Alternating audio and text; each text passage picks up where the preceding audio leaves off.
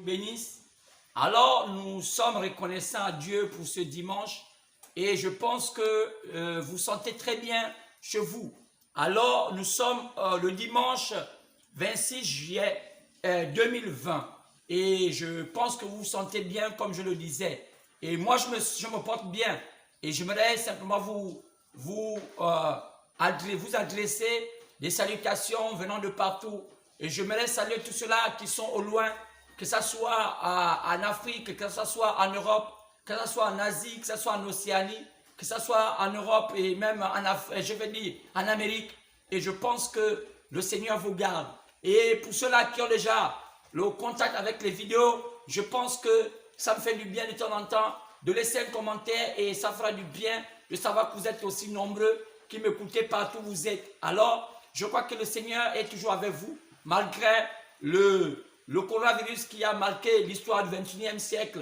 Comme dans d'autres siècles, on a vu au 20e siècle avec la crise qui avait eu lieu en 1929, je pense, et il y a eu cette crise économique. Et nous avons aussi vu ces maladies qui ont engendré aussi le 20e siècle, avec le choléra et toutes ces choses. Et je pense que ce siècle-ci a été marqué par une pandémie qui a aussi bouleversé la terre, qu'on appelle le coronavirus. Alors je pense que ça ne vous a pas empêché de continuer à aimer le Seigneur, car la Bible nous demande d'aimer le Seigneur en toute saison, quelle que soit la température du temps, quel que soit ce qui peut se faire.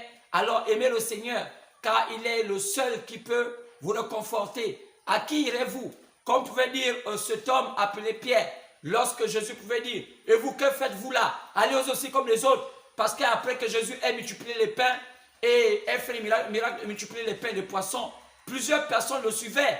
Lorsque Jésus pouvait faire aussi les miracles de guérir les gens de toutes sortes de maladies, tout ce monde-là le suivait. Mais un jour, il pouvait dire simplement aux gens, celui qui ne mange pas de ma chair, ne boit pas de mon sang, ne pourra pas avoir part avec moi. Alors, cela amena plusieurs personnes qui le suivaient à être scandalisés. Mais qu'est-ce que Jésus était en train de vouloir faire?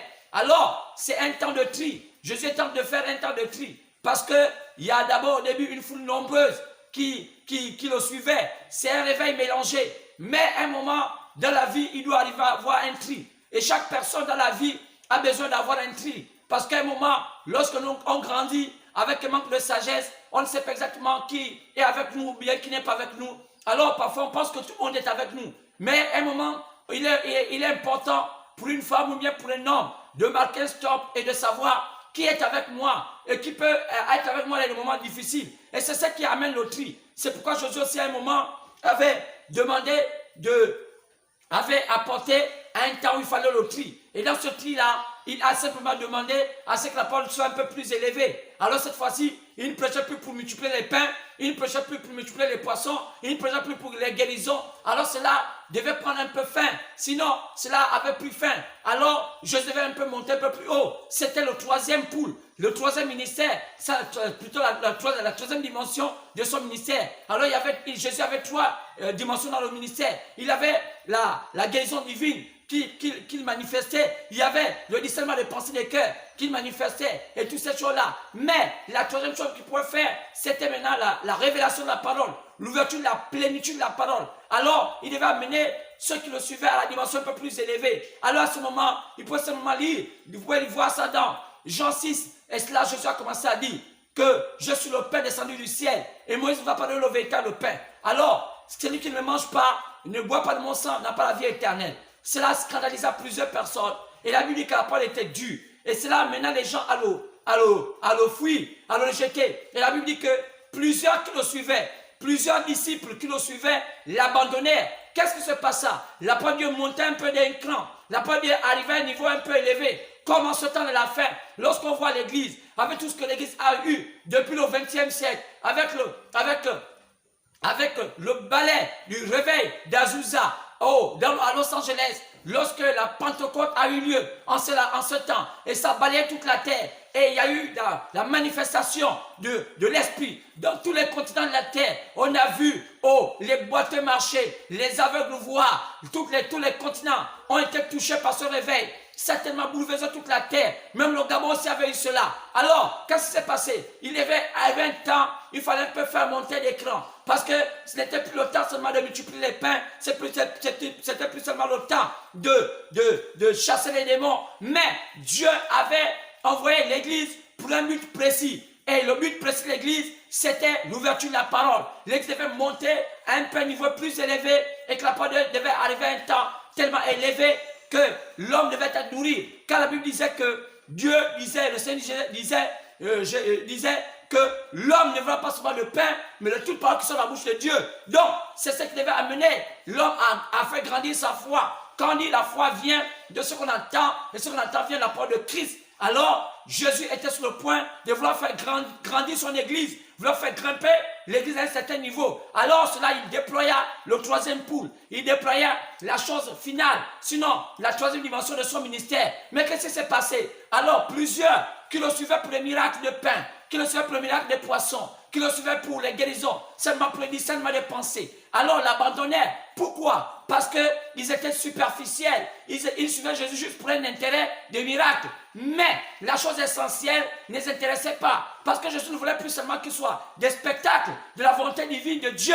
Parce qu'il y a plusieurs, dans la vie de plusieurs croyants aujourd'hui, qui veulent être des spectateurs dans la volonté divine de Dieu, mais ils ne veulent pas être des acteurs. Mais Jésus nous a montré, il a dit, vous devez être participants de sa nature divine. C'est pourquoi, quand il arrivait maintenant que les enfants de Dieu doivent être des participants pour la manifestation de sa nature divine, ça c'est compliqué. Mais pour arriver à cela, il fallait que Jésus-Christ amène son église, amène ses croyants, ses disciples qui étaient à ce temps-là, à un niveau plus élevé pour que leur foi puisse être grandie. Maintenant, lorsque Jésus commence à déployer ce message qui devait les amener à une foi tellement élevée, alors regardez ce qui s'est passé. Ce qui s'est passé, c'est qu'ils n'ont pas compris cela. Ça les a déphasés, ils n'étaient pas habitués, car leur corps, tout leur être n'était pas prêt à écouter les paroles un peu plus fortes. Alors ils pouvaient dire simplement, cela est dur, cela est tellement dur. Pour voir ça dans Jean 6, cela est tellement dur, qui va supporter cela? Mais, tout le monde a commencé à l'abandonner. Tous les disciples, ils étaient plus de 7000 ou 8000 personnes qui le suivaient à cause de tous ces miracles. Mais, lorsqu'on est arrivé à la phase finale de l'histoire de Jésus, où l'église va atteindre un niveau plus élevé, alors, lorsqu'il déclencha le message qui devait mener les enfants de Dieu à un niveau plus élevé, alors cela a permis aux gens de l'abandonner. Mais il voyait, il y avait encore un groupe qui était là. C'était Pierre. Et il y avait encore Pierre là, il y avait encore Philippe là, il y avait encore quelques personnes là. Mais Jésus pouvait seulement dire, mais vous, que faites-vous? Partez aussi. Alors, c'est là, on a entendu cette phrase venant de Pierre. Il dit, à qui irons-nous si ce n'est à toi qui n'as pas la vie éternelle? Ce matin, je vais dire aussi que les vrais enfants de Dieu peuvent dire aussi, à qui irons-nous? À qui irons-nous si ce n'est à toi qui a pas de vie éternelle? Quel est l'homme qui peut nous la joie que, l'argent que nous cherchons? Quel est l'état? Quelle est la somme d'argent? Quel est tout ce que nous avons sur la terre qui peut nous donner cette garantie qui, après qu'on aurait laissé toutes ces choses et que nos corps seraient inertes, on n'aurait plus rien, on n'aurait plus à bouger, on n'aurait plus les maisons, on n'aurait plus les habits, alors qu'on ne pourra plus parler, on va nous enterrer, on va dire c'est terminé, il faut la partie des morts, on va avoir l'acte des décès, c'est ça que notre voyage sur la terre. Mais, à qui irons-nous? Qui aura cette joie? Qui après la terre, il faut aller de l'autre côté, alors que nous avons perdu plusieurs personnes. Qui nous donnera cette joie? C'est là où Pierre pouvait dire, à qui irons-nous? Si ce n'est à toi qui es la vie éternelle. Et ce matin, je veux aussi dire aux frères, aux sœurs qui m'écoutent, à qui irons-nous?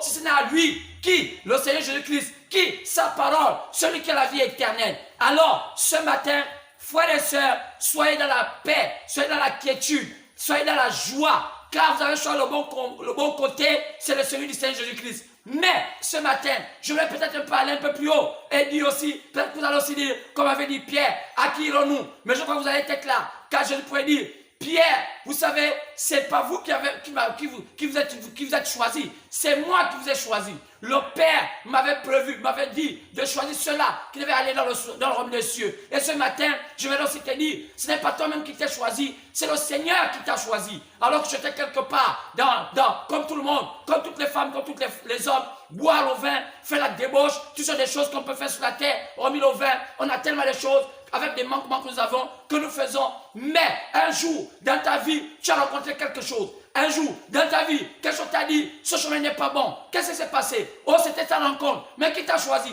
Dieu, qui te connaissait avant la fondation du monde, t'a choisi et t'a dit, change de côté. Ne va plus là-bas, car là-bas c'est la mort. Et ce matin, si tu le suis aussi, je crois que le même Dieu qui t'avait choisi, t'a dit, continue à marcher. Et tu peux seulement dire, lorsqu'il te dira, recule, ne viens plus. Tu diras, à qui irons-nous? À qui irons-nous, Seigneur? À qui irai-je? Si ce n'est à toi, toi qui as la vie, la parole de la vie éternelle. Et ce matin, c'est la même chose. Alors que Dieu vous bénisse, soyez bénis, soyez dans la joie, car je pense que Dieu n'a pas changé. Il est le même hier, aujourd'hui, éternellement. Alors, je crois que vous vous sentez bien ce matin, comme moi je me sens bien ce matin, et le corona ne m'a pas atteint. Et quoi?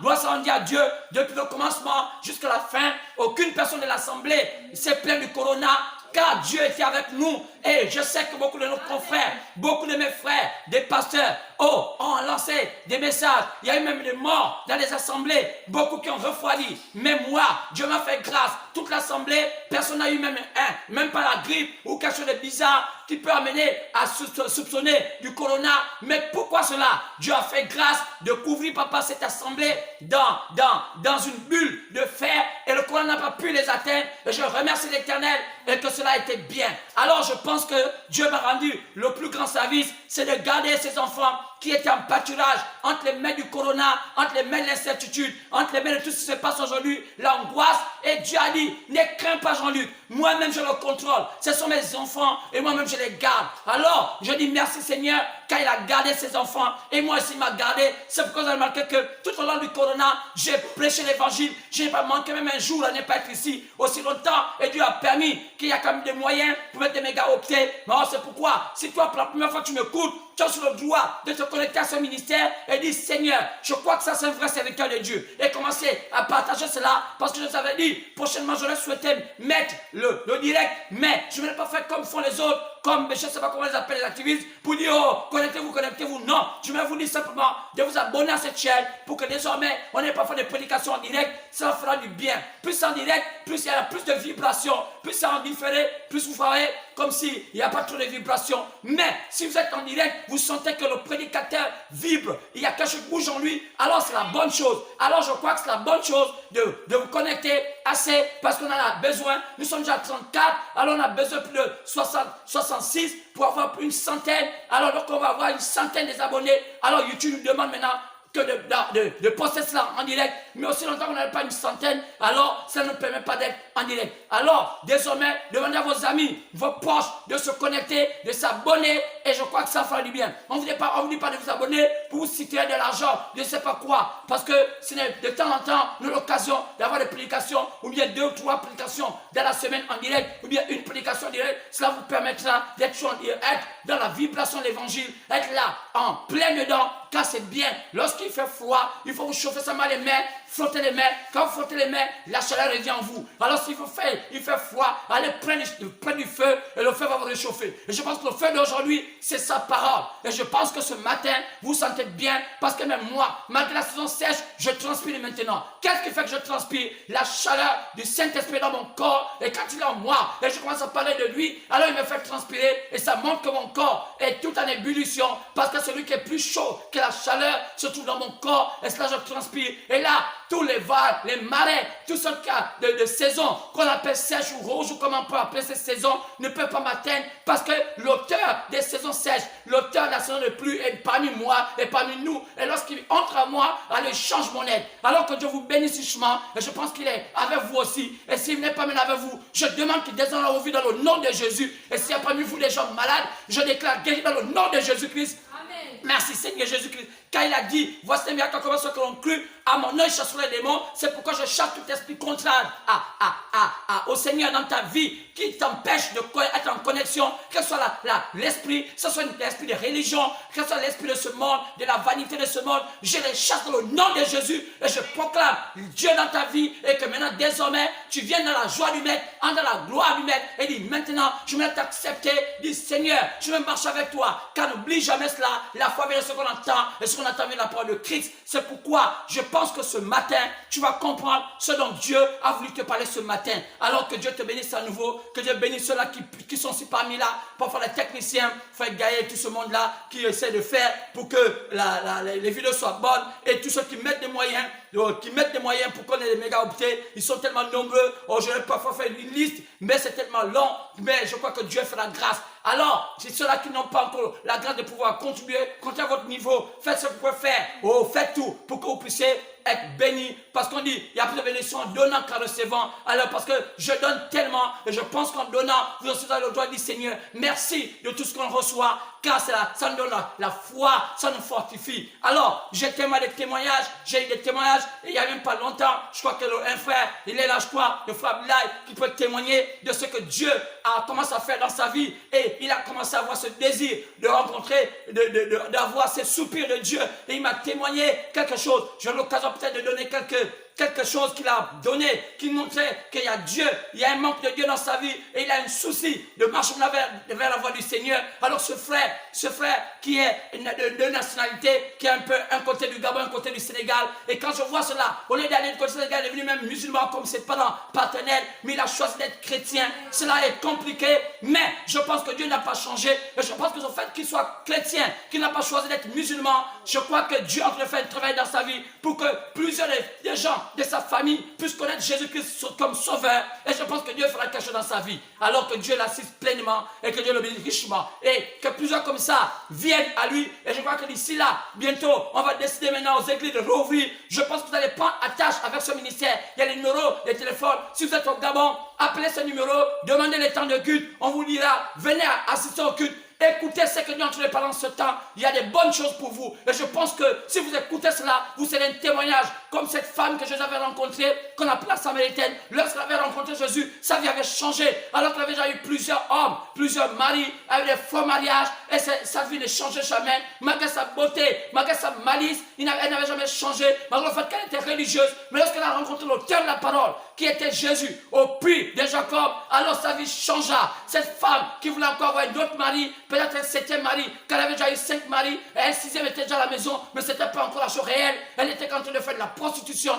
Mais lorsqu'elle rencontre l'auteur de la parole qui est Jésus-Christ, sa vie changea. Elle partit dans sa mari pour dire, venez voir celui qui a changé ma vie, qui m'a dit tout ce que j'ai fait dans ma vie. Maintenant, je pense que c'est terminé de faire tout ce que je faisais, j'ai rencontré la chose réelle. Alors je pense que parmi vous, il y a des gens qui écoutent mon message, et quand ils écoutent cela, aussi pour faire comme la Samaritaine pour dire, voici un homme qui a parlé de ma vie. Ne pensez pas que lorsque je suis dur, ici, lorsque je prêche et que je parle durement, c'est parce que j'ai envie de vous injurier. Je ne vous injurie pas. Au contraire, je vous aime. La Bible dit que, Dieu châtie tout ce qu'il aime. C'est pourquoi, quand je fais cela, je fais un travail de vous châtier pour amener à Dieu, pour que vous puissiez être comme des hommes, comme des hommes qui n'ont pas un sens dans la vie. Vous voyez, comme un père qui voit son enfant traverser la route, il ne va pas le caresser, il va lui donner une bonne fessée. Ce n'est pas qu'il n'aime pas cet enfant, mais il l'aime, mais il ne veut pas que cet enfant traverse la route, de peur qu'un jour une voiture puisse se faucher. C'est que fait Dieu. Parfois Dieu permet qu'un homme ait une maladie, pas parce qu'il ne veut pas, il n'aime pas la personne, c'est parce qu'il veut que la personne vienne à lui. Souvent, plusieurs personnes sont parfois atteintes de certaines maladies, pas parce qu'ils ont fait le mal, c'est parce que parfois Dieu voit que le chemin qu'ils sont empruntés est un chemin qui n'est pas bien. Donc rien ne se fait si Dieu ne le permet. C'est pourquoi Dieu est tellement merveilleux et nous ramène toujours à l'ordre. Alors ce matin, ne pensez pas que je suis injurieux, mais je pense que ma manière de vous apporter la parole seulement parce que je suis un prédicateur de l'évangile, je suis un docteur de l'évangile. Alors parfois j'ai du mal à aller doucement, mais je vais essayer de me forcer d'aller un peu, mais avec avec le temps qui est imparti, c'est que parfois je vais vite, et quand je vais parfois vite, je suis comme une forme de vibration en moi qui me pousse pas à aller doucement, mais je demande au Seigneur que j'aille un peu, pour que je puisse parfois comprendre. Alors, soyez dans la joie et dites, Seigneur, je pense que cet homme est un véritable serviteur de Dieu. Et c'est bien d'être connecté à cela et partager ces vidéos partout pour dire, venez écouter cet homme qui parle de Dieu d'une manière extraordinaire. Alors que Dieu vous bénisse richement et qu'il vous bénisse. Alors, ça me va dire que j'aurais souhaité d'abord commencer à lire la parole avant de commencer à vous donner quelques témoignages si possible. Alors, si on peut se lever, on va prendre nos Bibles. On va prendre deux chapitres dans la Bible. Pour l'instant, Genèse chapitre 15. Partant du verset 13 à 16. Et nous prendrons aussi Matthieu 24. Partant du verset 3 à 13. Genèse 15. Partant du verset 13 à 16. Genèse 15. Genèse 15. Partant du verset 13 à 16. Écoutons cette écriture. Et l'Éternel dit à Abraham, sache que tes descendants seront étrangers dans un pays qui ne sera point à eux.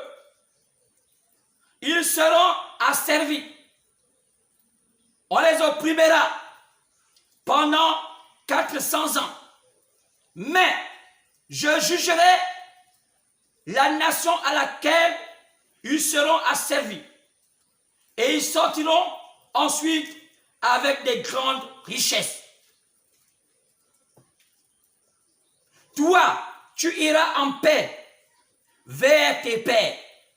Tu seras enterré après une heureuse vieillesse. À la 4e génération, ils reviendront ici, car l'iniquité des Amoréens n'est pas encore à son comble. Que le Seigneur bénisse la lecture de sa parole, dans le parfait nom du Seigneur Jésus-Christ ainsi prié. Amen. Amen. On peut s'asseoir. On va prendre aussi Matthieu chapitre 24, partant du verset 3 jusqu'au verset 13. Matthieu 24, verset 3 au verset 13.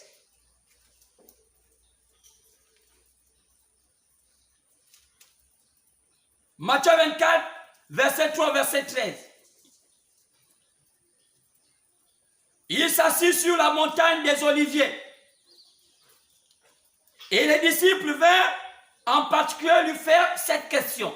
Dis-nous, quand cela arrivera-t-il?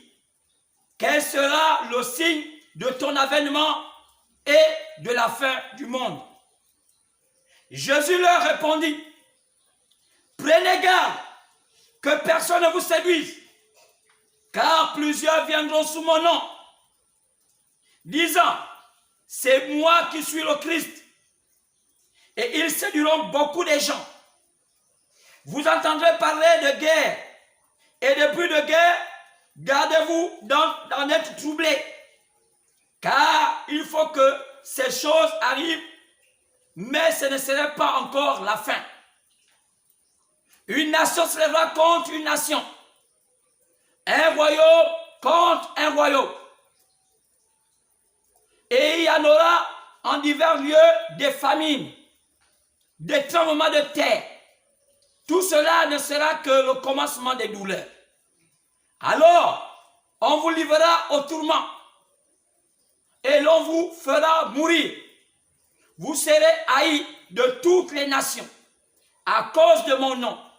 Alors, aussi plusieurs succomberont et ils se trahiront, se haïront les uns les autres. Plusieurs faux prophètes s'élèveront et ils séduiront beaucoup de gens. Et parce que l'iniquité serait accrue et la charité du plus grand nombre se refroidira. Mais celui qui persévérera jusqu'à la fin,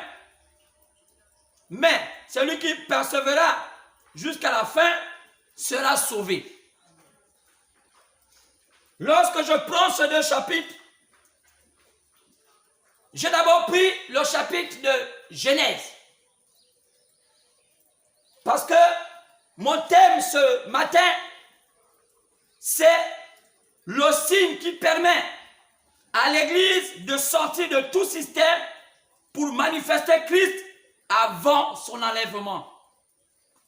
Le signe qui permet à l'Église de sortir de tout système pour manifester Christ avant son enlèvement. Lorsque je parle de ce thème, c'est un thème qui a été mieux mûri et mieux pensé. Il y a beaucoup de paramètres dans ce thème qui indiquent la logique de ma prédication ce matin.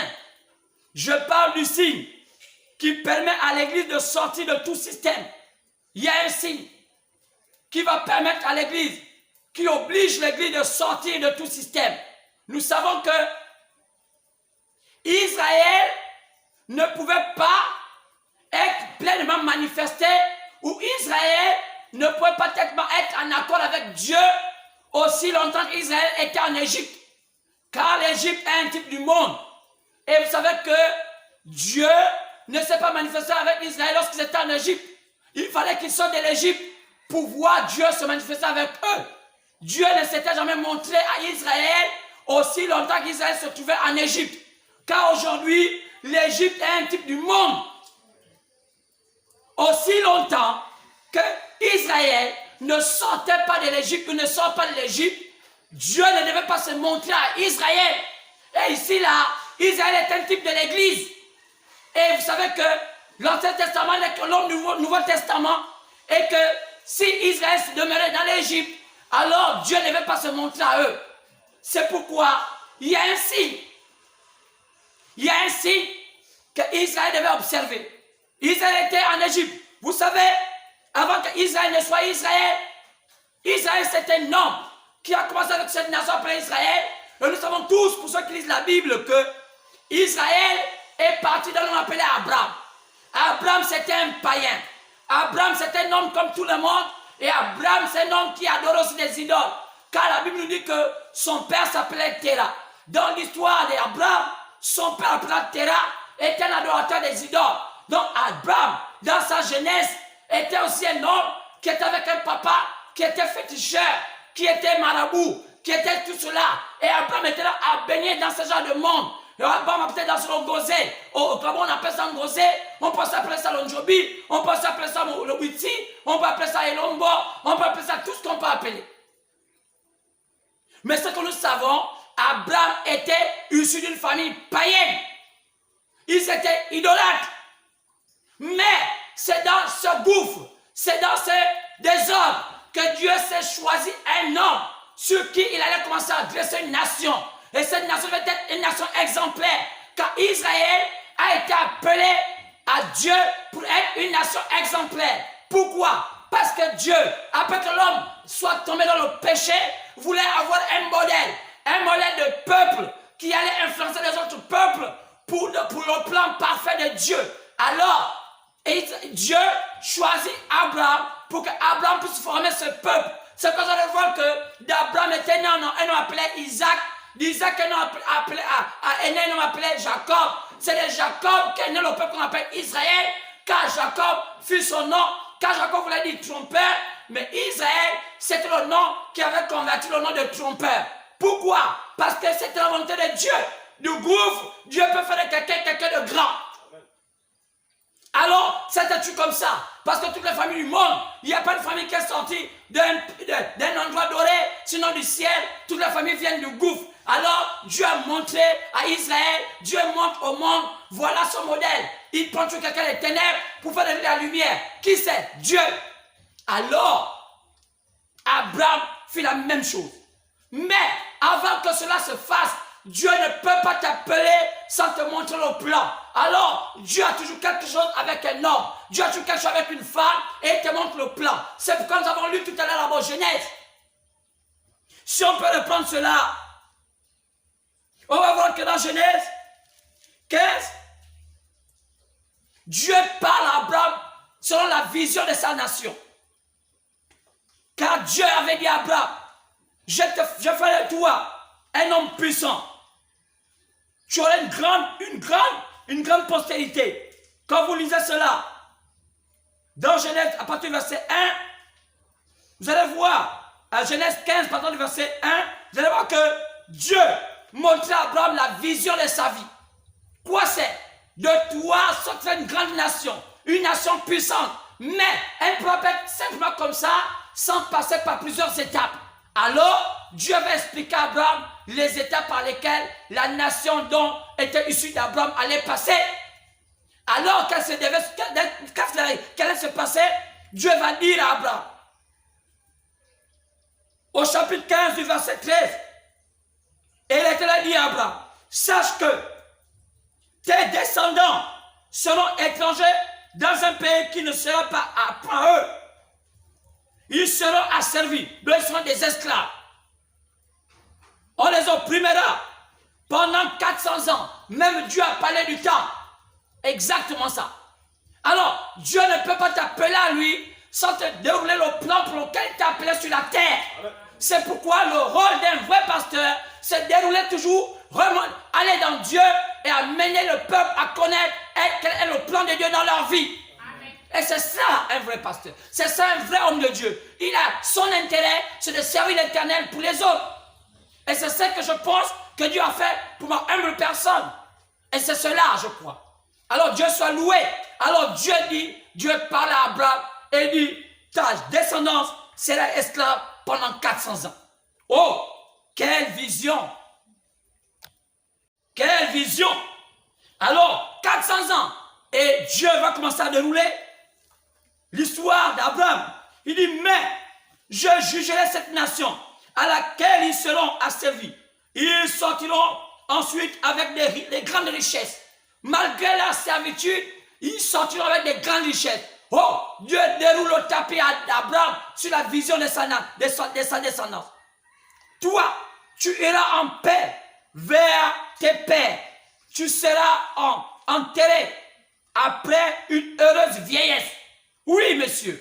Abraham, Dieu ne peut pas venir un homme sans lui dire le contrat pour lequel il le lie à cet homme. C'est pourquoi chaque personne a un contrat qui le lie avec Dieu. Dieu ne peut pas te faire venir sur la terre s'il ne te montre pas les raisons pour lesquelles tu es venu sur la terre. Alors le but de la parole, c'est de te rappeler, c'est de te ramener à ta position à laquelle Dieu a permis que tu sois un vivant. Tu ne peux pas être un simple vivant parce que tu l'es. Tu n'es jamais venu au hasard. Tu es venu pour un but précis. Alors Dieu déroula à Abraham le tapis. Et il dit, voilà ce qui va t'arriver dans la vie. Amen. Tu auras une vieillesse heureuse. Oh, c'était garanti pour Abraham. Abraham pourra avoir toutes sortes de difficultés. Aussi longtemps que Dieu l'avait dit qu'il va avoir une vieillesse heureuse et qu'il mourra d'une vieillesse heureuse, Abraham pourrait dormir en paix parce que Dieu avait parlé. Amen. C'est là le problème. Oh, faire confiance à Dieu. Mais Dieu aujourd'hui c'est qui? On ne verra plus Jésus-Christ. Dieu parle au travers de sa parole. Amen. Si Dieu te dit par la parole que tu as une vie heureuse, sois heureuse, tu as une vie heureuse. Amen. Et c'est cela la vérité. Tenez-vous à la parole, tenez-vous à ce que Dieu a dit, tenez-vous à ce qui s'est dit. Oui, monsieur. Il dit, tu auras une vieillesse heureuse. Mais pourtant, lorsqu'on lit l'histoire d'Abraham, il a eu beaucoup de péripéties, beaucoup de hauts et bas. Mais Abraham s'est tenu à une chose, tu auras une vie heureuse. Amen. Tu auras une vieillesse heureuse. Si tu l'as et que Abraham te confirme cela, alors dis merci Seigneur. Amen. À la 4e génération, dit la Bible, au verset 16, cette génération reviendra ici, où au lieu Dieu avait promis à Abraham, malgré les voyages, malgré les chemins, malgré les hauts et les bas qu'ils vont avoir, cette génération-là reviendra là où on les avait promis la terre promise. Ou là où Dieu les avait montré, un endroit qui n'avait même pas de vie, un endroit qui n'avait même pas l'air d'être bien, mais Dieu avait mis des choses avant la fondation du monde pour qu'ils soient heureux là. Dieu mettra des endroits, oh Dieu a prévu un endroit dans ta vie où tu vas être heureuse. Amen. Oui, monsieur. Dieu ne peut pas t'envoyer sur la terre comme ça, oui, ma soeur. Dieu sait qu'il y a un endroit qu'il a prévu que tu sois heureuse ou que tu sois heureux. Mais à quel endroit? Oh, demande à Dieu. Et il dit, ils reviendront au même endroit là. Alors donc je t'ai dit là, à la 4e génération, donc après 400 ans, parce qu'à leur époque, une génération faisait 100 ans. C'est que ça diminue parce que le taux de mortalité a un peu augmenté sur la terre. Et aujourd'hui, maintenant, pas de génération, ça fait maintenant 40 ans. Mais ici, il parle de 4 générations. Donc, quand on parle de 4 générations, à leur époque, on disait une génération, ça faisait 100 ans. Donc, 100 ans, 100 ans, 100 ans, ça faisait 400 ans. Et il a dit ici 400 ans, il avait dit 4 générations. Donc, ça veut dire que tout était précisé. Mais, ils reviendront ici comment? À quel moment? Quel sera le signe qui va montrer que c'est la fin de l'esclavage? Il y avait un signe. Quel était le signe? Car le signe est dit, car l'iniquité des Amoréens n'est pas encore à leur comble. C'était le signe. Quoi? L'iniquité des Amoréens. Lorsqu'ils devaient voir l'iniquité des Amoréens, ça montrait que c'était le temps de leur liberté. Donc, les Amoréens pour eux étaient un signe. Les Amoréens pour eux étaient un signe que là, le temps est venu. Le temps est venu de la gloire. Le temps est venu d'avoir le bonheur. Le temps est venu de prendre toutes les choses. Parce qu'il était dit que quand ils vont sortir avec des grandes richesses. Donc, le signe, c'était les Amoréens. Donc, ils savaient que lorsque l'iniquité des Amoréens va accroître, c'est le temps de sortir de l'Égypte. Car Dieu a programmé qu'à ce temps-là, il y a des grandes richesses. Mais, quoi? Le signe des Amoréens. Oui, monsieur. Oh, je vais te dire peut-être, mais c'est quoi d'abord un signe avant de continuer? Il y a des gens qui ne comprennent pas ces choses. Un signe, bien-aimé, c'est quelque chose qui indique soit un lieu, soit un événement. Un signe a toujours été quelque chose indicateur. Oh, le signe, quand tu partes dans mon quartier, j'habite à un endroit où tu vas voir tel endroit, il y a un grand arbre, et quand tu arrives là, tu vois ce grand arbre là, c'est le seul arbre qui est comme ça, comme ci, et c'est comme ci, et quand tu arrives, je suis à gauche, c'est un signe. Et il y a plusieurs signes. Il n'y a pas que les signes de lieu d'habitation. Il y a des signes des événements. Jésus a dit quelque chose dans ces signes. Si on essaie d'aller au lieu de continuer là-bas avec la Genèse, dans Matthieu 24, Jésus parlait à Israël. Il a parlé d'un signe. Il a dit à Israël, au chapitre 24 de Matthieu, parlant du verset 1, parlant de la fin d'Israël, lorsqu'on devait détruire Israël, qu'est-ce qui se passa? Écoutez bien cela.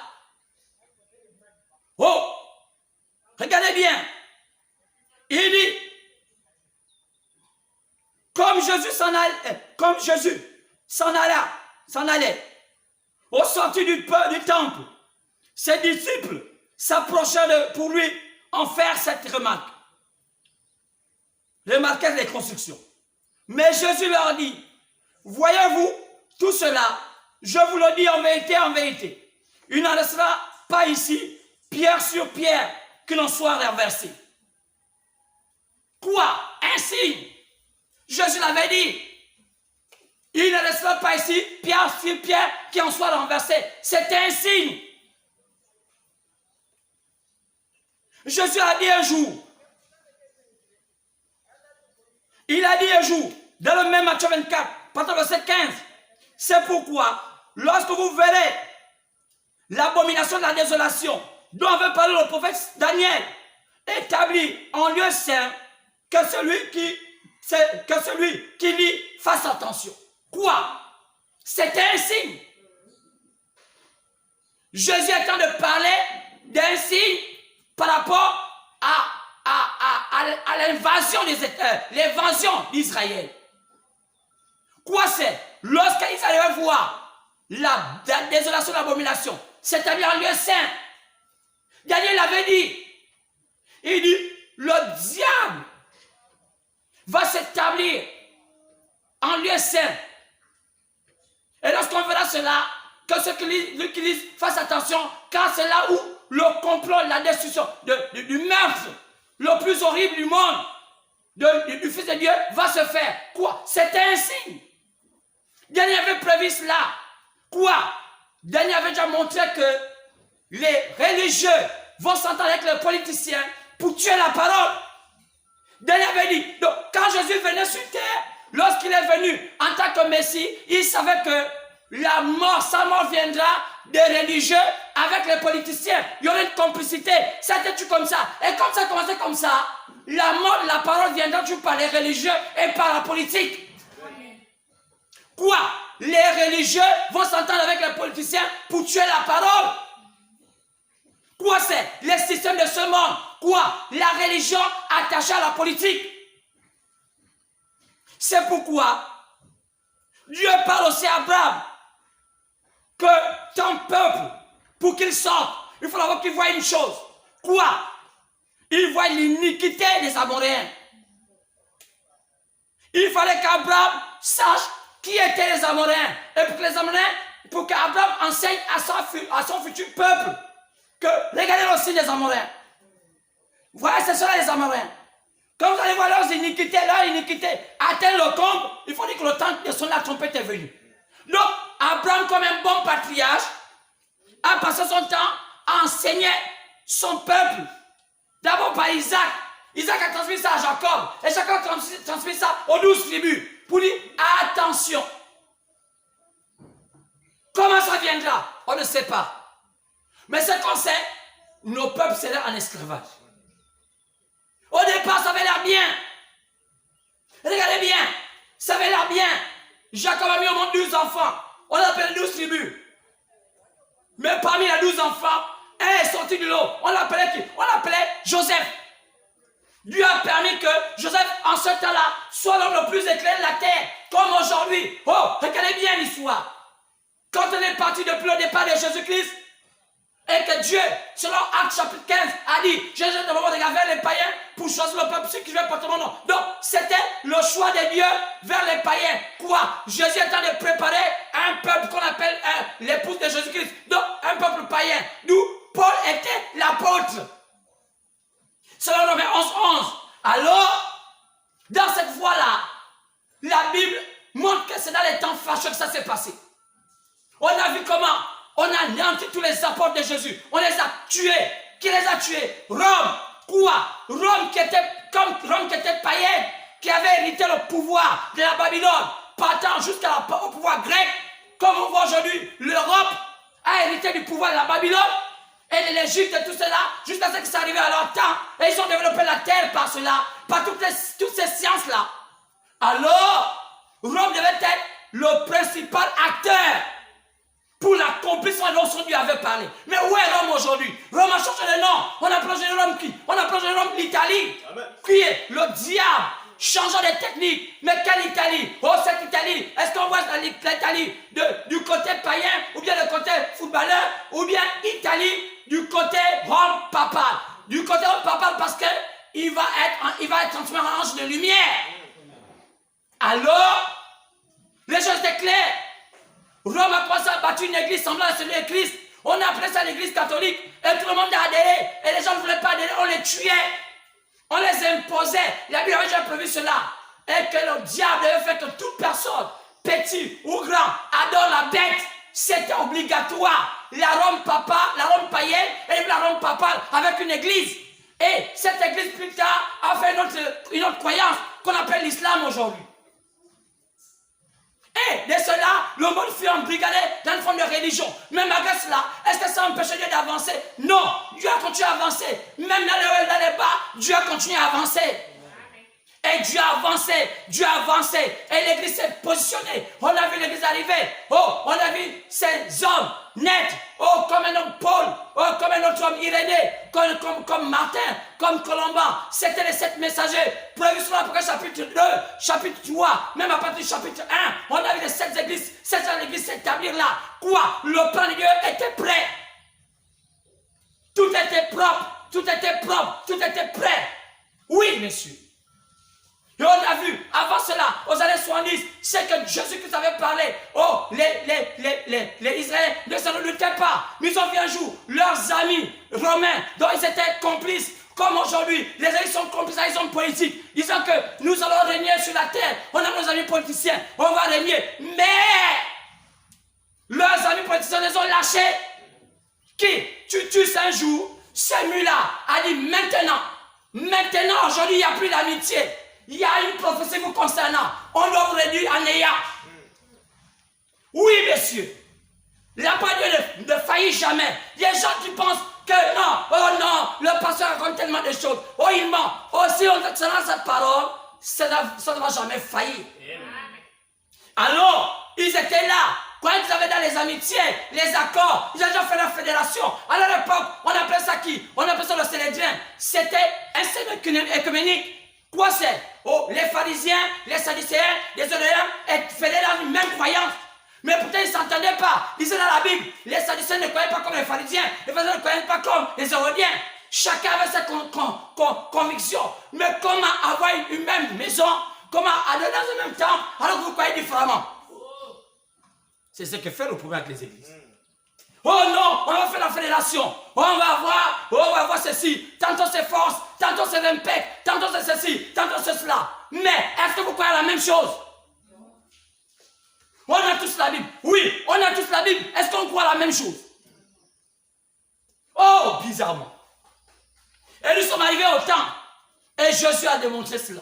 Et tu sais, dit maintenant le temps est arrivé. J'étais mandaté par le diable à faire exécuter le plan de Dieu. Quoi? On doit tuer les Israéliens. La Bible avait prévu que il devait être tué. Regardez bien l'Hébreux chapitre 2. Cette femme-là, qui a un côté le soleil, un côté la lune. Après chapitre 12, autant pour moi. Elle fuit. Elle est pourchassée par le dragon. Et le dragon lui jette l'eau. Cette femme-là va où? Elle va au désert. Qui est cette femme? Cette église mélangée entre un peu Israël, un peu païen. Cette église-là d'Israël, qui avait la loi un côté, qui avait Jésus un côté. Car la Bible dit réellement, sur le prophète du temps de la fin, il dit, la lune là c'était la loi. Et le soleil c'était Jésus-Christ. Donc c'est cette église-là qui partait de la loi, qui a embrassé Jésus-Christ. Mais après cela, cette église devait être persécutée. Après cette église a fui dans le désert. Elle devait être cachée. Quoi? L'eau, oh frère, tout était clair. Mais quand cela a été annoncé, qui annonçait cela? C'est Jean. Au 1er siècle. Qui allait lancer? On a vu des milliards de bêtes qui avaient des queues comme des dragons. Mais qui étaient-ils? Mais il fallait attendre.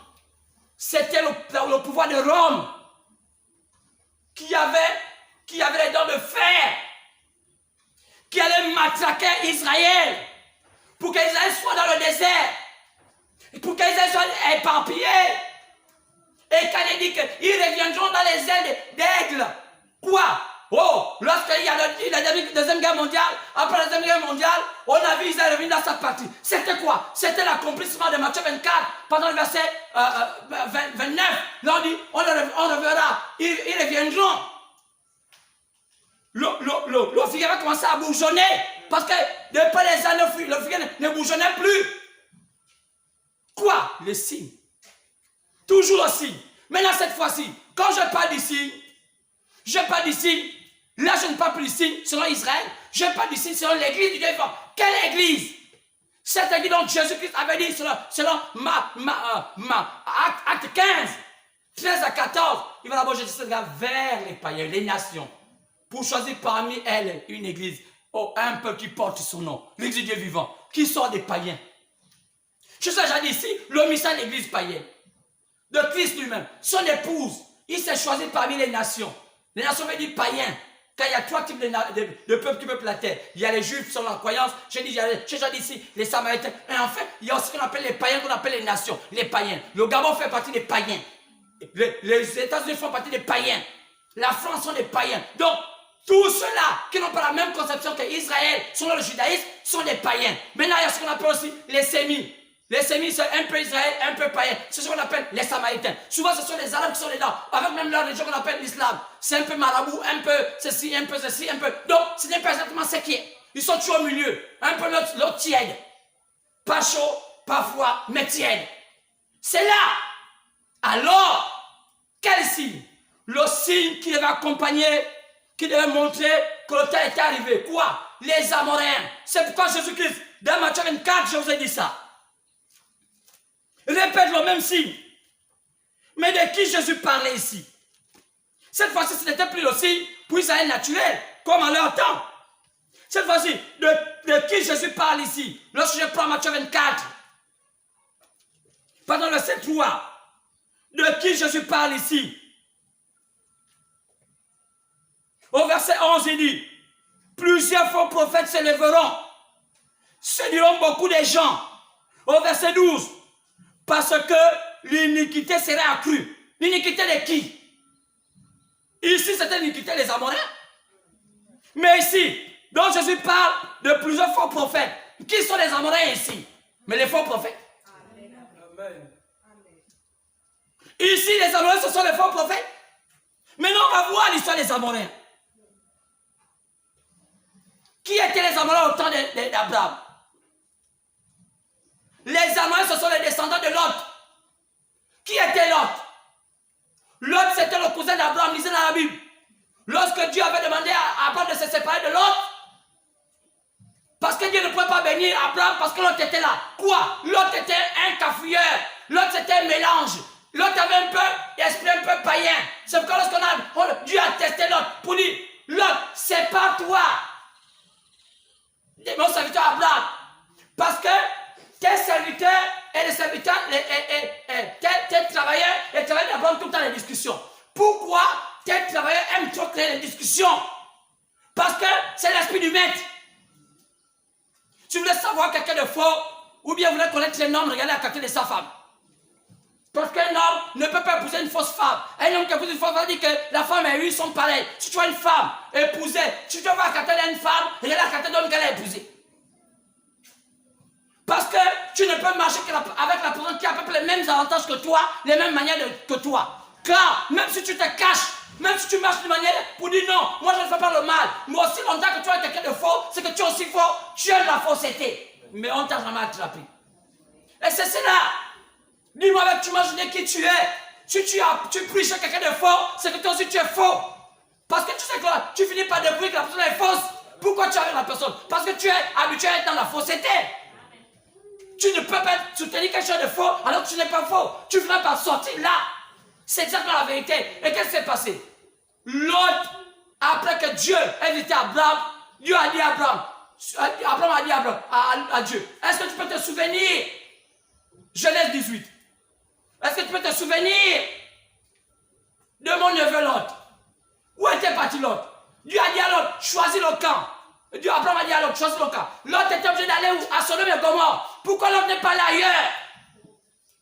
Vous ne pouvez qu'aller que là où est vos propres pensées. L'autre pouvait aller ailleurs. Pourquoi il est à Sodome et Gomorrhe? Parce que cette pensée était encore un peu de Sodome et Gomorrhe. Donc ici, là, l'autre est dans un type, c'est un soi-disant croyant. Il a un pied païen, un pied chrétien. On peut dire aujourd'hui, l'autre peut être sur aujourd'hui une église éveillée. Un peu politique, un peu religieux. C'est exactement la même chose. Donc l'autre ici, c'est un type du pentecôtisme. L'autre, c'est un type du pentecôtisme qu'on voit aujourd'hui. Un peu païen, un peu chrétien. C'est pourquoi aujourd'hui, le monde est en train de vomir le pentecôtisme. Le pentecôtisme a montré ses limites, malgré le fait qu'ils ont chassé les démons, malgré le fait qu'il y a eu un tas de lumière au pentecôtisme. Mais Dieu a quitté le pentecôtisme parce que le pentecôtisme s'est mélangé au monde. Il n'y a qu'à voir leurs églises. Ce sont des églises païennes. Aujourd'hui, le monde ne peut plus avoir espoir au pentecôtisme. Car ils ont longtemps chassé les démons, ils ont longtemps parlé en langue, mais quand on regarde leur vraie vie, ils ne sont pas chrétiens, ils sont païens.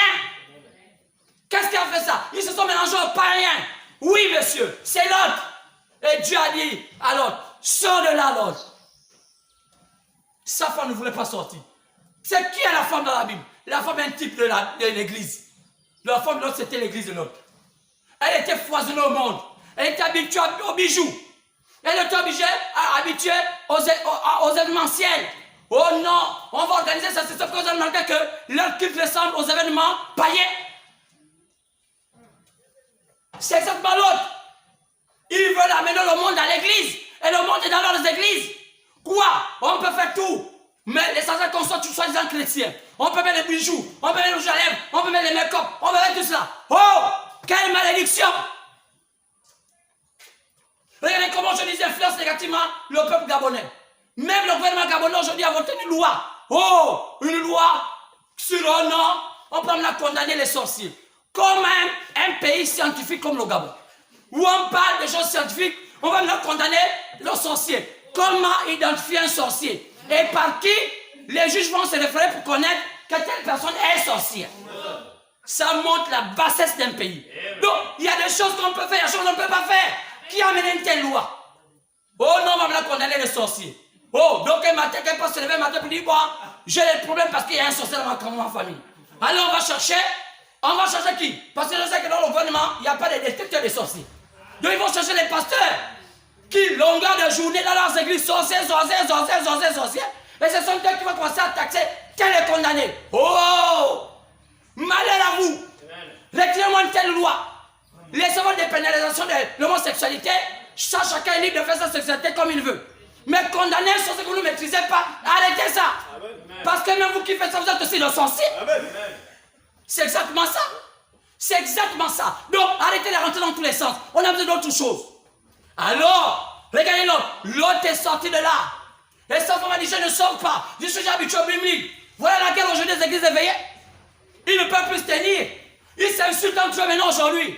Quoi c'est? La guerre des biens. La guerre du matériel. Quoi? Il n'y a jamais eu Jésus dans ça. C'est l'intérêt qu'on cherche. Qui est coupable dans ça? Qui est condamné dans ça? Les peuples. Les peuples qui sont rabougus. Les faux. Il était prévu qu'ils rentrent dans les maisons des femmes faibles. Quoi c'est? Les femmes. Ils vont utiliser les femmes comme cobayes. Les femmes comme appâts. Ce sont elles qui vont séduire. C'est qu'aujourd'hui, beaucoup de personnes qui veulent utiliser cette stratégie. Il faut amener beaucoup de jeunes filles dans les églises pour attirer les hommes. Quoi c'est? Ces hommes-là ne viennent pas à Dieu. Ils viennent pour les petites filles qui sont en manque. En manque de quoi? De tous les petits biens matériels. Qu'est-ce qui se passe? Aujourd'hui, les églises deviennent des camps de concentration de petites prostituées. Oui, monsieur. Et les pasteurs légalisent ça. Parce que les pasteurs, les fidèles, et les pasteurs et les fidèles vont même boire ensemble. Ils vont ensemble les boire de nuit. Quoi c'est? Le pentecôtisme a failli. Dieu a dit c'est terminé. Sortez du pentecôtisme. Malgré la foi miracle, il n'y a plus de miracle dedans. Ce sont les inventions de mains d'hommes. C'est Dieu qui guérit toutes les maladies. Aucune église n'a guéri quelqu'un. C'est Jésus l'auteur de la guérison. C'est Dieu qui a tout guéri. Aucun homme, même un ganga, ni un pasteur, n'a le pouvoir de guérir. C'est Dieu qui guérit. Alors, voilà l'autre. Quand il sort, la femme dit, je ne sors pas. J'ai mes bijoux. Je ne sors pas. J'ai ma humeur. Je ne sors pas. Je m'arrange au vert. Je ne sors pas. J'ai mon véhicule. Je ne sors pas. Est-ce qu'on m'a encore? Non. Allons à Christ. Non, pas en Christ. J'aime le mélange. Oh, si le sel perd de sa saveur, comment pourras-tu la rendre? C'est dommage. La Bible dit que vous êtes le sel de la terre. Le baptême a failli. C'est pourquoi je ne sors pas. Oh, l'autre est parti. L'autre est parti et sa femme est restée. Elle est restée comme une morte de sel. Et quand elle est morte de sel, donc elle est morte à Sodome et Gomorrhe. Ces deux filles ont dit non, mais papa on ne va pas avoir une descendance. Il dit non, faisons boire papa. Ils ont fait boire papa. Leur père a bu l'autre. Après ils ont fait les rapports sexuels avec leur père. Ils ont eu un descendant. On les appelle les Moabites. Ce sont les Moabites qu'on appelle plus tard les Amoréens. Parce qu'on a dit qu'ils vont disparaître. Et on va plus les apprendre, ils n'en ont plus des repères. Mais comment? Ils vont se fondre dans la soi-disant religion. Donc, c'est ce qu'on va appeler plus tard. On va appeler plus tard, c'est là qu'on appelle ceux qui vont dans du côté des Arabes. Ils vont se mélanger avec les enfants d'Agar, qui c'est Ismaël. C'est pourquoi ils vont faire la soi-disant église. Quoi? Les soi-disant chrétiens qui? Les Samaritains. Ce sont les Amoréens. Ce sont les mêmes. Ils ne changent pas de nom. Ce sont les mêmes qu'on appelle les Moabites. Ce sont les mêmes qu'on appelle les Amoréens. Quoi c'est aujourd'hui en notre temps? Ce sont ce qu'on appelle les églises éveillées. Amen. Les Amoréens de notre temps, ce sont les églises éveillées. Qu'on appelle éveillées. Donc réveil ou éveillé. En réalité, ce n'est pas éveillé. On les appelle le mouvement pentecôtiste charismatique. Voilà leur vrai nom. Mouvement pentecôtiste charismatique. Pentecôtiste avec le charisme. Le charisme. Donc, le pentecôtiste avec l'esprit. Charisme veut dire l'esprit. Donc, ce sont ce qu'on appelle aujourd'hui les Amoréens. Donc, lorsque vous allez voir l'iniquité des Amoréens accroître, quoi c'est? Leur bêtise monter à la surface. Le temps est venu que les Église sortent de leur système. Donc, allez voir qui va commencer à se bagarrer. Le temps est venu parce qu'il est prévu que ce sont eux livrés. On va les lier. Quoi? Le pouvoir politique, c'est écrit. Oh, monsieur. Oh, je voudrais peut-être me référer au message du temps. Je vais me référer à la lumière de ce temps. Qu'est-ce qu'il dit, mon Dieu? Regardez bien. Bien-aimés, qu'est-ce qu'elle dit de leur voix? Il y a tellement de choses. Quand il est dit que nous savons que le monde est partagé en trois. Il y a les véritables croyants, il y a les soi-disant croyants et il y a les incrédules. On ne peut pas les changer. C'est toujours comme ça. Les vrais véritables croyants, les soi-disant croyants et il y aura les incrédules. Ça va être comme ça. Alors, les véritables croyants croient dans toute la promesse. Toutes les promesses annoncées par la Bible. Les véritables croyants, ils croient à toutes les promesses. Ils ne prennent pas un peu non. Non. Mais les soi-disant, ils prennent un peu. Ceux qui les arrangent, ils prennent. Ceux qui ne les arrangent pas, ils ne prennent pas. Oh non, les femmes ne doivent pas prêcher. Ça, on n'aime pas. Oh, vous allez être prospère. Oui, ça, on aime. Oh, Dieu va envoyer un prophète. Ça, on n'aime pas. Chacun peut faire. Dieu va dépenser sur toute chose. Oui, ça, on aime.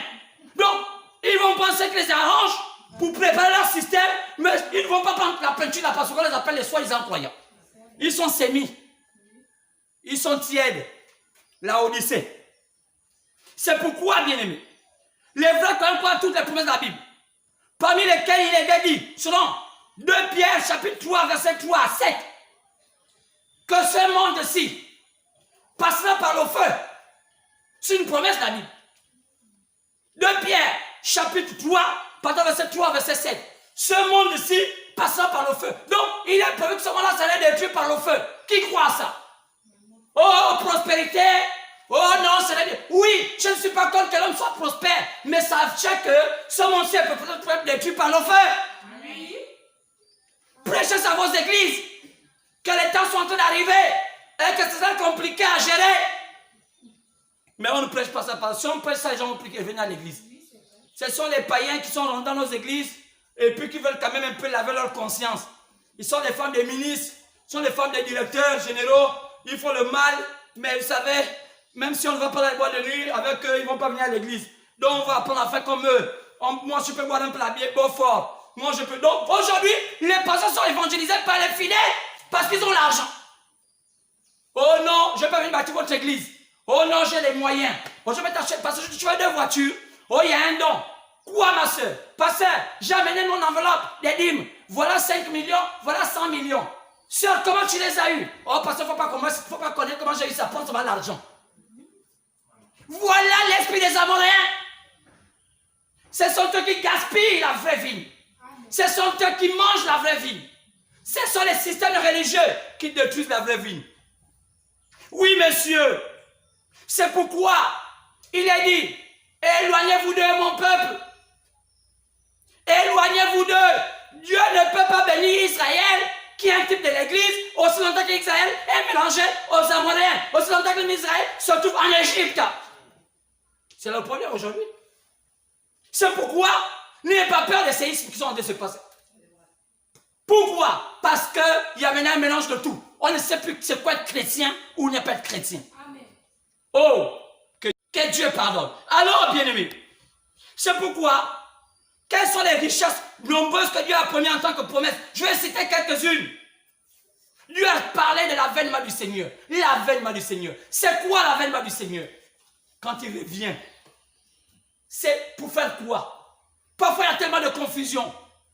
Les gens pensent que l'avènement même, c'est la seconde venue. Mais, celui à qui Dieu a donné ainsi dit l'Éternel, le point du temps de la fin dit, l'avènement, ce n'est pas la seconde venue du Seigneur. L'avènement, c'est ce qui précède sa seconde venue. Non, l'avènement, il vient d'abord pour une première chose. Il y a un livre qui est caché. Amen. Ce livre-là, oh mon Dieu, c'est là où est caché tous les mystères pour préparer l'épouse. Donc, aussi longtemps qu'il ne vient pas d'abord en tant qu'esprit, révéler cela. Mais quand il est esprit, il révèle ça au travail par un prophète qui est en 7 ans de la fin. C'est pourquoi les choses sont claires. Donc, c'est ça l'avènement. Ne confondez pas. Mais qui les font confondre? Quand on les prêche la parole, leur cœur est dans d'autres choses. Et ils transmettent la fausseté à leurs fidèles. C'est pourquoi, les peuples comme le Gabon, même si vous voyez à 1000 églises, il y a même 30 000 chrétiens soi-disant. Sur 30 000 chrétiens, on peut trouver là à part, on peut trouver à peine 30 chrétiens sur 30 000. Pourquoi? Il y a plus de faux que de vrais. Amen. Pourquoi? Parce que le message qui les a prêché ne change pas leur âme. C'est un message comme un saupoudrage, un message comme un placebo en médecine. Ça nous calme comme l'alcool, mais ça ne guérit pas. Mais qu'est-ce qui guérit? La parole. Aussi longtemps qu'il n'y a pas la parole, quelqu'un ne va te guérir. C'est la parole qui est dans ton âme et qui te guérit. Mais si la parole n'est pas dans ton âme, tu ne peux pas te guérir. Quand tu as reçu la parole, quel que soit ce que tu feras, ça te poursuivra. C'est la parole. C'est la parole. Ce n'est pas un saupoudrage. Ce n'est pas une invention. C'est Dieu lui-même que tu as avalé. Même si tu l'as avalé un peu comme ça, il va te poursuivre. Il ne fallait pas l'avaler un peu. C'est exactement ça la parole. C'est pourquoi l'avènement du Seigneur, la venue d'un prophète au temps de la fin, Malachie 4. Oh là là. Oh Seigneur. L'avènement dans Matthieu 24. Quand elle viendra ton avènement. La venue d'un prophète, Malachie 4, partant de verset 5 à 6. L'ouverture des sceaux d'un livre, après chapitre 10, partant de verset 1 à 7. Ce même livre-là qu'on parle dans Daniel chapitre 12, verset 4. Le même livre qu'on voit dans Apocalypse chapitre 5. La venue du Seigneur. Sa venue. Quoi? Oh, pour prendre son épouse. Quoi c'est? 1 Thessaloniciens, chapitre 4, partant du verset 13 à 18. Quoi? Oh, on peut suivre ça dans Acte chapitre 1, partant du verset 9. Quand est-ce qu'il reviendra? Quoi? Oh, l'enlèvement de l'église. L'enlèvement. Les promesses. Avant que le danger arrive, l'église doit être enlevée. Parce que les choses vont se compliquer sur la terre. Oh là là. Oui, monsieur. L'église, possédant le pouvoir qu'avait Jésus. Le pouvoir qu'avait Jésus. L'église possédant le pouvoir qu'avait Jésus. Quoi? La même réplique. Jésus-Christ en chair sur la terre. C'est son église aussi en chair sur la terre. Amen. Où est cette église? Je ne vais pas parler. Où sont ces églises? Parce qu'il n'y a pas les églises. Il y a une église. Amen. Où est cette église? Remplie de l'Esprit de Dieu et que le monde voit Jésus-Christ à nouveau manifesté. Alléluia. Est-ce que vous ne savez pas que l'époux, lorsqu'il n'est pas là, il confère son pouvoir à l'épouse? Où est cette église? Nous, les païens vont trembler. Par l'église de conférence. Les païens vous ont mis les espions avec vous. Et ils ont compris qu'il n'y a rien dans ce que vous faites. Vous avez pris des femmes qui ont la longue bouche qui parlent, qui manigancent, qui font tout ce qui est faux. Mais ce n'est pas ça le Saint-Esprit. Le Saint-Esprit conduit quelqu'un dans la pureté. Le Saint-Esprit conduit quelqu'un dans la droiture. Le Saint-Esprit amène quelqu'un à craindre Dieu. Là où on n'entend pas Dieu, la personne se tait. Le Saint-Esprit amène la personne à obéir la parole. Quels que soient ses avantages, même si je perds mes avantages, mais si c'est longtemps, aussi longtemps que c'est la parole, je m'incline. Qu'est-ce que ça fait? Ils ont amené les gens à être orgueilleux. Pas par le Saint-Esprit, par l'esprit politique. Oh, tu es prophétesse. Oh non, tu es archibishop. Oh non, tu es évêque. Oh non, tu es ceci. Oh non, tu es le général des armées. Oh non, tu es le commandant en chef de l'armée de l'Éternel. Oh, toutes sortes de choses. Oh, tu es ceci. Oh, tu es la matriarche. Oh, tu es... Qui fait ça? Les Amoréens. Ils préfèrent flatter les gens par ces choses pour amener les gens à croire en Dieu. Alors, bien-aimés, où est ce pouvoir? La translation des saints, le changement. Comme quelqu'un reçu Dieu, il subit un changement dans son être. Où est cela? Les noces. Après chapitre 19. L'épouse qui se prépare pour les noces. Oh, ces promesses. Enfin, je vais pas m'arrêter là. Le millénium. Pourquoi on n'en parle pas? Si les deux je n'en parle pas de millénium, ça qu'ils ne croient pas. Amen. Le monde s'est détruit pourquoi? Pour faire entrer le monde dans un temps nouveau qu'on appelle le temps de millénium. Après chapitre 20, c'est écrit. Satan sera lié pendant 1000 ans. Il y aura une première résurrection. Pourquoi? Sur la terre. Pour que Jésus vive en tant que fils de David. Parce qu'il y avait 4 sortes de fils qu'il avait. Il était fils d'Abraham, fils de l'homme, fils de Dieu et fils de David. Fils d'Abraham comme descendant d'Abraham, quand on lit Matthieu, à partir du chapitre 1, verset 1, la généalogie de Jésus. Il était dedans. Quand on regarde, il était fils de l'homme. Regardez Jésus, on l'appelle fils de l'homme. Qui était il était le prophète en ce temps. Héritier de la terre. Il était fils de Dieu. Oui, je suis le fils de Dieu. Je suis le Christ, le fils du Dieu vivant. Dit l'apôtre Pierre. Il dit, comme tu l'as dit, toi Pierre, je t'établis. Je te donne le royaume de les clés. Ce que tu vas lire, tu lis. Seront liés au ciel. Ce que tu vas délier, tu délies. Un pasteur, un type de Pierre, il délie et il lit. Tu as fait un pasteur? Frère, sœur, n'aie pas faire au pasteur, au vrai ouin. C'est le début de la mort dans ta vie. Ne combat jamais un vrai pasteur. Quel que soit ton orgueil, quel que soit là où tu es arrivé, même si tu es président, Dieu a toujours abaissé les présidents à cause des pasteurs. Amen. Oh, bien-aimé, on ne fait pas la politique. Nous sommes des hommes à qui Dieu a mandaté. Ils ne viennent pas pour un but, pas pour un gain sordide, même s'ils n'ont pas de véhicules, même s'ils n'ont pas de grosses voitures. Mais ils mangent la sur leur front. Amen. Ils sont honnêtes. Mais quand vous les combattez, c'est la mort. Même si, regardez, jamais un homme a combattu un homme de Dieu et être bien. Oh, bien-aimé, quelle malédiction. Oui, messieurs, le millénium, pourquoi on n'en parle pas? Parce que les pasteurs ont peur d'en parler. Parce que dès qu'on parle du millénium, c'est anéantir tout espoir de bien qu'on a fabriqué sur la terre. Ça veut dire que tout ce qu'on a fait là, ça va un jour s'envoler. S'il faut dire sont fidèles, il faut dire, mais finalement, pasteur, pourquoi tu nous prêches la prospérité? Puisque tu dis que ça va être détruit. Mais quand tu nous prêches encore la prospérité, au lieu de dire que je suis malhonnête, non. Tu es malhonnête, on fuit. Si tu es malhonnête, on va plus être avec toi. Oh, bien-aimé. Les âges de l'église. Pourquoi on ne pense pas que Dieu avait choisi 7 ans pour choisir les élus parmi les païens? Oui. Pourquoi on ne dit pas que Acte 15 s'est accompli dans chapitre 1, chapitre 2, chapitre 3, écrit à l'ange de l'église? Qui est l'ange? Le messager qui? Celui à qui Dieu donne le message pour apporter un temps. Il y a eu 7 ans. Pourquoi on ne dit pas que les païens vont avoir 7 ans? Et parmi les 7 ans-là, ils vont choisir les élus au travers de ces 7 ans-là. Non, on ne parle pas de ça.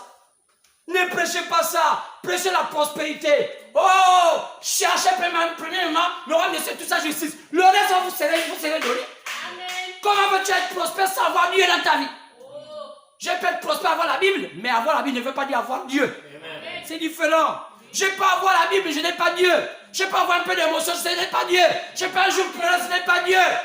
Je peux avoir une certaine bénédiction, ce n'est pas avoir Dieu. Il y a des gens qui ont des bénédictions plus élevées que vous, mais ils n'avaient pas Dieu. Amen. Problème. C'est ça le problème avec les gens. Ils s'agrippent par la bénédiction, parce que c'est Dieu qui est là. Oh, ça peut te maudire cette bénédiction. Ça peut t'aveugler. Croyant que Dieu est là, il n'est pas là. Examine ta vie. Mais l'une des choses les plus importantes, c'est le temps où le Seigneur demande à son Église de sortir de tous les systèmes pour une préparation personnelle, afin d'affronter tous les événements difficiles qui vont bientôt arriver sur la terre. Oui, comment vous allez les affronter? Vous n'êtes pas préparé. Un arbre affronte le vent lorsqu'il est préparé à enraciner. Si un vent, si vous n'êtes pas préparé au vent pour être enraciné, cet arbre va tomber. C'est ça le chrétien aujourd'hui. Quels sont les multiples événements qui vont arriver sur la terre? Oh, on peut regarder. Regardez tout ça. De Matthieu 24. Matthieu 24, partant du verset 4 au verset 26. Les famines qui viendront.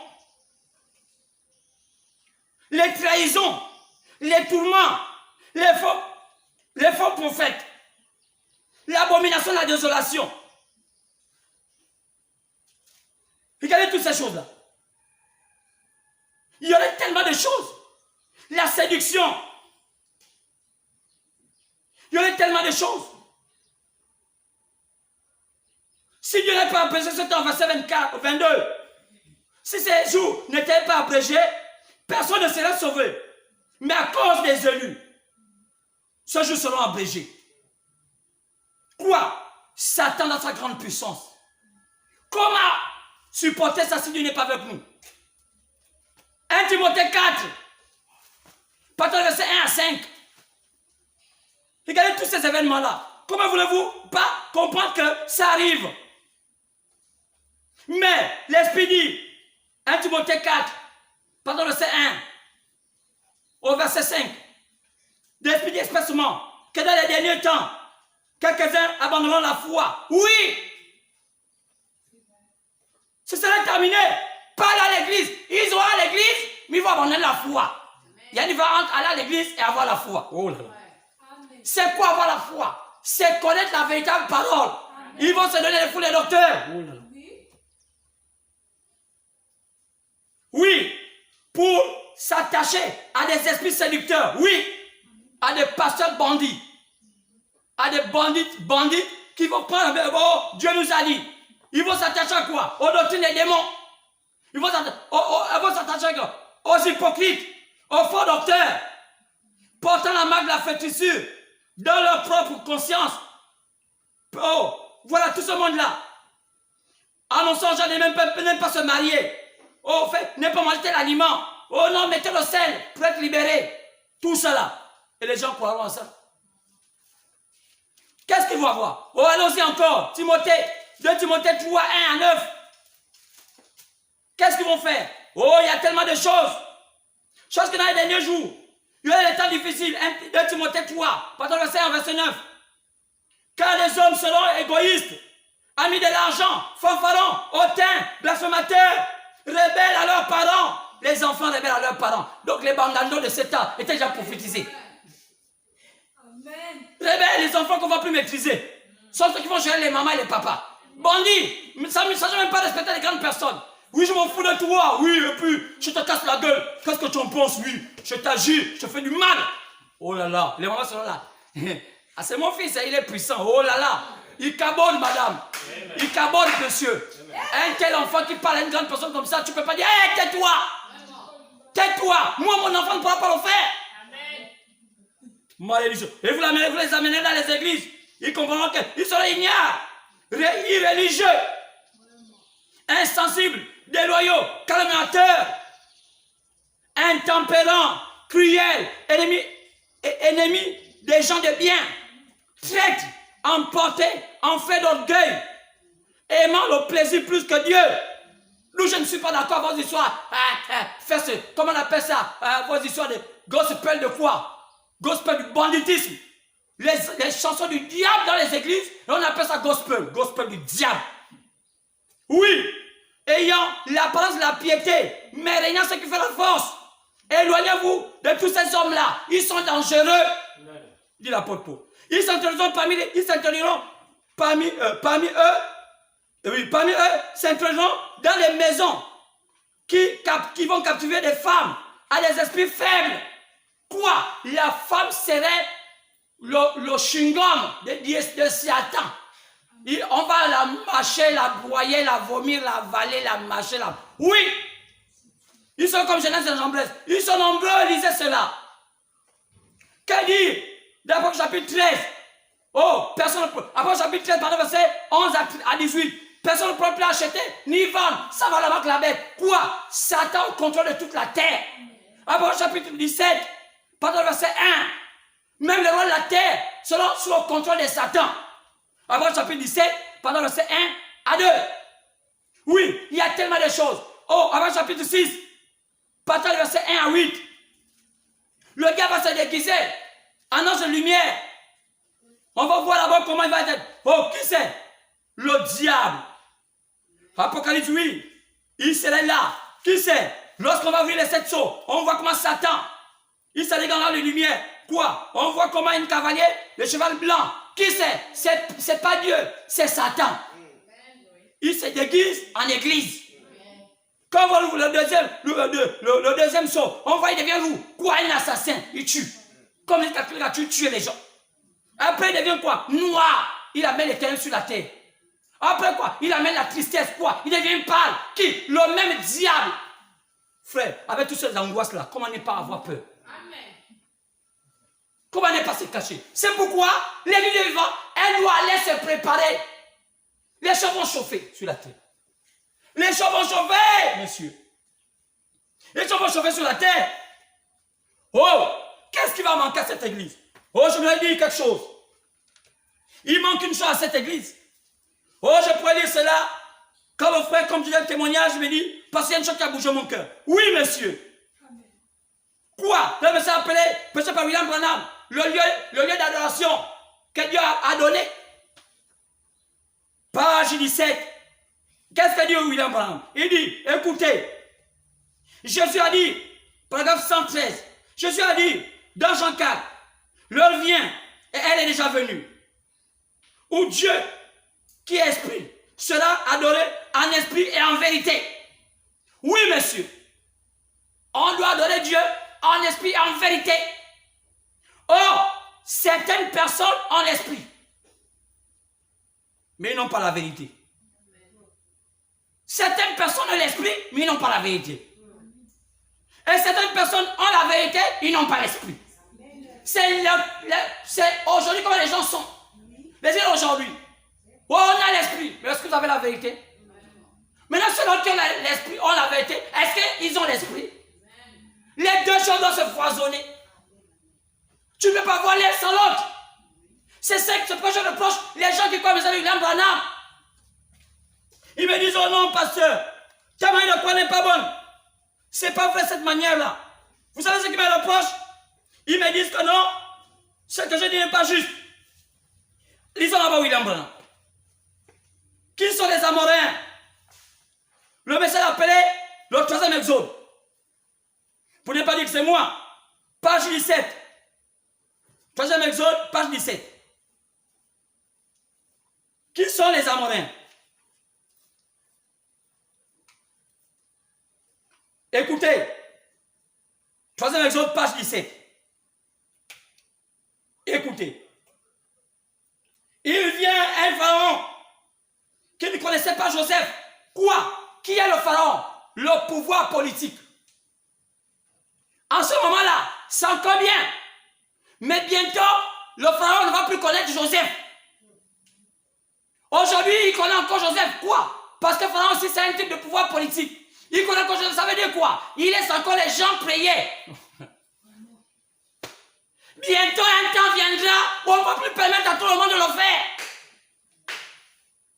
Le pharaon qui connaissait Joseph permettait à Joseph de faire entrer ses frères et son père en Égypte.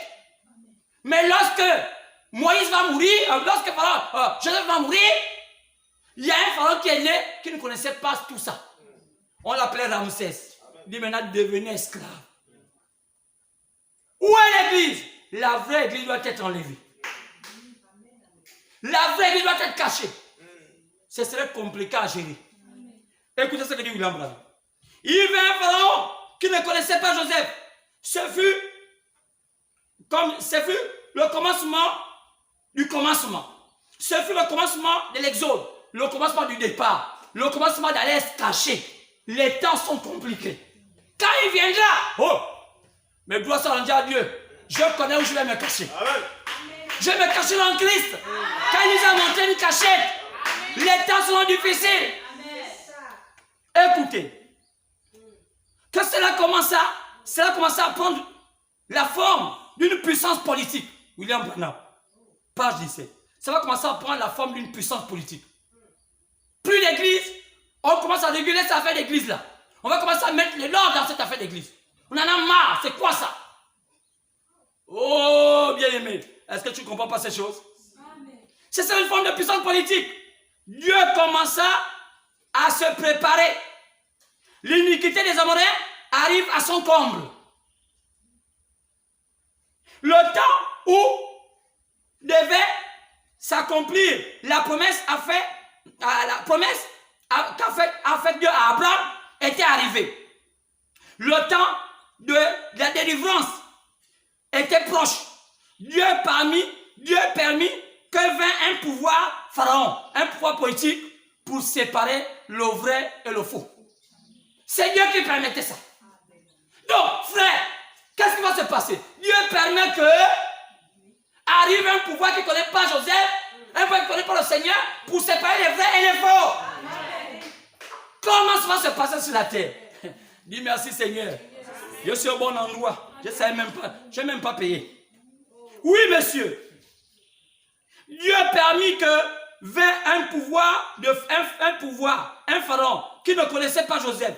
C'est alors que naquit Ramsès, juste après Séti. vint Ramsès. Et Ramsès était celui qui ne connaissait pas, les bénédictions de Joseph. Il ne connaissait rien aux choses spirituelles. Hein? Il n'était qu'un génie politique. Un génie politique. Génie vient du génial. Génie vient de la science. Un pouvoir qui ne connaît que le génie. Quoi? C'est pourquoi le communisme, son Dieu dit William Branham, c'est la science. Mais qui gérera le communisme? Et qui gère le communisme? Les gens du communisme sont de se préparer. Il y a des symboles et des signes que ce sont les communistes. Mais je ne dirai pas ici. Parce que cela était caché. Et je dis seulement aux élus. Le communisme est là. Dieu a les préparer. Oh. Bien-aimé. Oui, il ne connaissait rien des choses spirituelles. Il n'était qu'un génie politique. Il pouvait prendre l'Éthiopie et le reste des nations sous sa puissance militaire. Quoi? Le pouvoir militaire? Ce serait ça son âme. Le pouvoir militaire. Mais tout ce qu'il connaissait, c'était la puissance des armes. Il va connaître la puissance des armes. Si un homme est spirituel, il peut voir ce qui est en train de se passer. Maintenant, nous avons un pharaon qui ne connaît pas la liberté des religions. Oui, monsieur. Il ne connaît pas la liberté des religions. Lorsque notre président prit son poste, il ne voulut pas prêter serment comme les autres. Non, parce qu'il ne croit pas à la liberté des religions. Quoi? Le président américain avait commencé à faire ça. Qui était le président en ce temps-là? Dans les années 63, regardez le président américain qui était dans les années 63. Il n'a pas prêté serment sur la Bible. Donc, tout ce temps-ci, les présidents prêtaient serment selon n'importe quoi. Donc, même selon le Coran. Aux États-Unis. C'est ce que vous avez vu maintenant. Un homme comme Kennedy a commencé à montrer ses limites. Quoi? Il ne croyait pas. C'était la fin. C'est un système bizarre. Oui, monsieur. Que se passe là? Oui, monsieur. Que s'est-il passé d'autre? Un jour, quand il fut posé cette question sur quel serait le pouvoir? Oui, comment? Quel serait pour ce pouvoir? Comment ça se passe? Oh non, c'est un problème qui se passe là et il y aurait une forme de séduction par un pasteur. Regardez bien, l'histoire de Martin Luther King. Qu'est-ce qui s'est passé? Il a apporté un message contraire à ce qu'il fallait apporter. C'est un peu un type des Amoréens. Martin Luther King amena leurs fidèles à mourir pour une cause qui n'était pas juste et ils voulaient combattre le pouvoir politique. Et il dit les Amoréens aussi font la même chose. Car les Amoréens, Luther King, c'est un pasteur protestant. Donc, le message de Martin Luther King va se répertorier encore à nouveau dans le message des Amoréens. Qui c'est? Les églises éveillées. Quoi c'est? Combattre les politiciens pour prendre leur pouvoir. C'est ce qui va entraîner la tribulation sur la terre. Oh monsieur, est-ce que tu peux dire Amen? Amen. Qu'il y aurait un fort message au temps de la fête, prêché par les pasteurs, qu'il y aurait un message qui voudra combattre les politiciens pour prendre le pouvoir, parce que Jésus va régner. Non monsieur, Jésus ne peut pas aller dans un monde sale comme ce monde-ci. Ce monde doit être détruit. C'est pourquoi tout est prêt, mais là tu détruis. Dieu a préparé Pharaon qui va détruire ce monde. Dieu a préparé Nebuchadnezzar pour faire accomplir son plan. Quoi? Après chapitre 18, c'est Dieu qui a permis ce pouvoir-là. C'est Dieu qui a cité la corne pour détruire la grande prostituée. Qui c'est dit le monde? Qui c'est? Le système catholique. Oh, excusez-moi de vous le dire. Je ne voulais pas le dire. Faites attention au message de Martin Luther King. C'est ça semblant message de Dieu va faire avec les églises. Quoi? Les églises pensant prendre le pouvoir par la Bible. Ils ont montré leurs limites. Mais Dieu va les plier. Parce que nous sommes au temps où l'église Dieu vivant doit sortir pour se préparer. C'est bientôt le temps de la manifestation. Il y a un signe. Les hommes sont démontrés leurs limites. Quoi? Regardez les éveillés. On ne les croit plus. On ne croit plus à eux. Et leurs fidèles, et leurs pasteurs, et tout ça, c'est du pipeau. Mais que fait Dieu? Dieu a de préparer une petite race. Elle est quelque part. Alléluia. La race qui est semblable à celle d'Esther. La race qui est semblable à celle de Naomi, de Ruth. Celle qui va prendre le contrôle pour un petit temps. Est-ce que l'église va avoir un petit réveil pour un petit temps? Oui, monsieur. Mais pas un réveil comme les autres. Un réveil qui serait tellement silencieux, mais il va avoir le contrôle.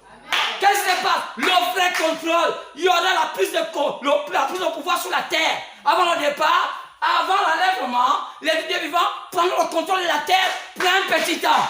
Quoi c'est pourquoi on la prépare. Avec des matériaux différents de ce qu'on a préparé dans la rue. Avec des matériaux qu'on a préparé dans tout ce qu'on fait dans le monde. Quoi? Un message approfondi, un message de la profondeur. Oh! Est-ce que tu l'as écouté? Il y avait beaucoup de choses à te dire. Alors on se retrouve dimanche prochain, Dieu voulant. Mais je vais pas dire dimanche, peut-être mercredi.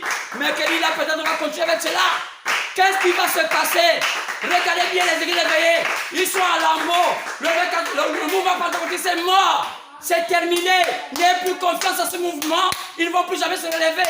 Les pentecôtistes, les protestants, tout ce monde-là sont finis. Qu'est-ce qu'ils attendent? Le jugement. Quand les portes sont laissées fermer et Pharaon Ramsès s'est levé, il est sur le point de frapper. Alors, revenons mercredi, Dieu voulant, que Dieu vous bénisse. Merci Seigneur. Gloire à Dieu.